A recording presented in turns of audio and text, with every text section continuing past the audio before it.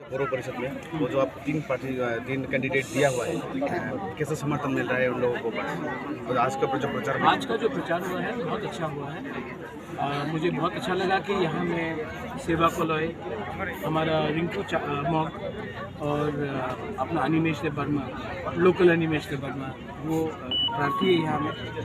अगरतला में हमारे पास 5 प्रार्थी है और ये हमको अच्छा लगता है कि 70 साल के बाद पहला बार अंचलिक पार्टी खुद एडीसी एरिया से बाहर लड़ रहा है। हम लोग का मतलब जो ग्रेटर त्रिपुरा लैंड है, उसका मतलब है कि जो भी त्रिपुरा सा एडीसी से बाहर है उनको हम लोग अलग नहीं छोड़ेंगे, उनको भी अपने सिस्टम में लाएंगे।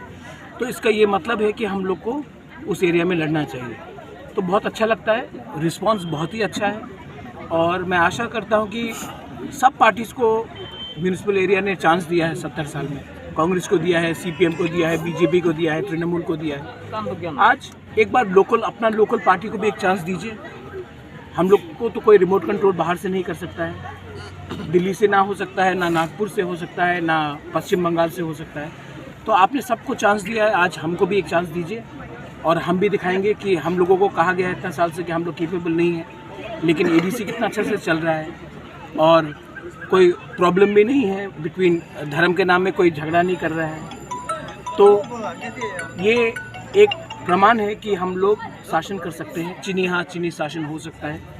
और अगर आप हमको चांस मिला और हम लोग ने जीता तो एक मैसेज जाएगा कि हम लोग अंचलिक पार्टी भी शासन कर सकते हैं, लोगों के पास जा सकते हैं और डेवलपमेंट ला सकते हैं। बेलाइनो हम भाई।